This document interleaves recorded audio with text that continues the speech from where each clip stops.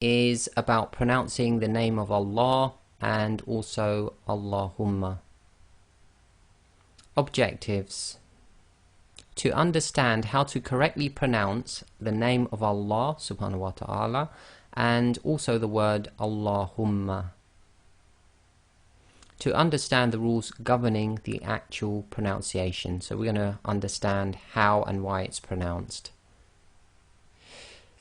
The rules of the name of Allah. So here we have the name of Allah, which everyone would have seen. So we'll just read the points here.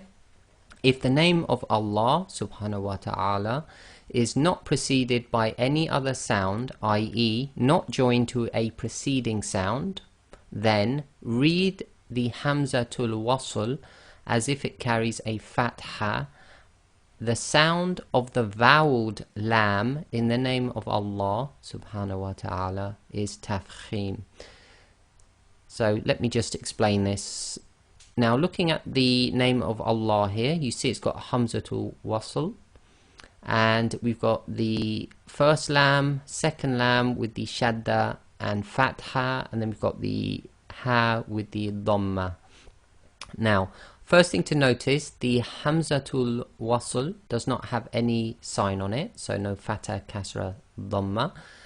So initially we need to know how we're going to pronounce this first bit. Now the Hamzatul Wasl with a lam after it, and they haven't drawn a sukoon on top of it, is actually the definite article al. So in English that's the word the, because the name of Allah is actually a combined word of al, which means the, and ilahun, which is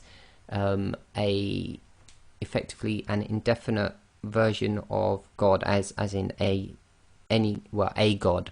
So then you put al and ilahun together, you get Allahu, which means the God, and obviously in Islam we know that as the name of Allah subhanahu wa ta'ala. Okay, so that first Hamzatul Wasl and the lam, which they haven't drawn the sukoon in, is actually al, which is the definite article. And then the second lam we've got here is with the shadda. So we should know by now that the second lam is actually equivalent to one lam with sukoon and then one lam with the sign of whatever's on the shadda, which is fatha in this case. So that's a breakdown of all the lams going on in the name of Allah. And you'll notice there's only two lams in the actual name of Allah, but when you break it down there's three. So when we pronounce the name of Allah with no preceding sound, then you read the Hamzatul Wasl as if it's got a fatha. That's why we've got al. Now the first lam after the indefinite article, so in this case it's the lam with the shadda, is a sun letter, i.e. it's Hurufu Shamsiyah. So it will carry a shadda, and that needs to be connected back to the previous sound, which is the a sound on top of the Hamzatul Wasl, i.e. the fatha. So we're going to join the a to the lam, so we would normally have Allah, but you'll notice everybody says Allah, and the rule of that is that if the lam of Allah, and when we talk about the lam of Allah, we're talking about the lam with the shadda, okay? And specifically out of the lam with sukoon and the lam with fatha in that lam with shadda, we're talking about the sound of the second lam, okay? So we've got a choice here. We could say Allah, or we could say Allah. So we need to know, why does everybody say Allah, not Allah or Allah? Okay, it's Allah. And the ruling is, whatever the sound is before the lam of Allah, i.e. the shaddad lam, if it's a fatha, as we would read it in this case, then the lam of Allah is read as tafkhim. And remember, the tafkhim sounds are heavy, i.e. full mouth. And in English, you could compare this to the word large. So when you say the law in large, that's the sound you're looking for. So it becomes Allah. You can't say Allah. Okay, so be very careful. It's Allah. And that's the effect of having the sound of Fatha before the Lam of Allah.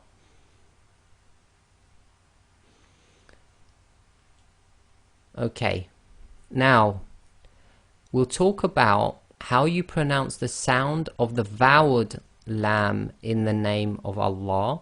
So in the preceding slide, that was the second of the two Lams in a shaddad Lam, i.e. not the Lam with sukoon, but the next one after it, which is the Lam with Fatha, which we call generally the Lam of Allah. Now we're going to look at the circumstance when you have the name of Allah preceded by another word, i.e. there is going to be a preceding sound. Now if there is a preceding sound, there are two different ways that the name of Allah can be pronounced. The first one, if the word before the name of Allah it has a kasra sound, i.e. the last sound before the name of Allah is going to be a kasra, then we're going to pronounce the Lam of Allah in a light fashion, i.e. tarqiq. So that's light, empty mouth, some people call that. So the sound you're actually going to get on the Lam is La, as in the English word lamb. If the sound before the name of Allah is either a fatha or a dhamma, then the Lam of Allah is going to be pronounced in a heavy fashion, i.e. tafkhim, or full mouth.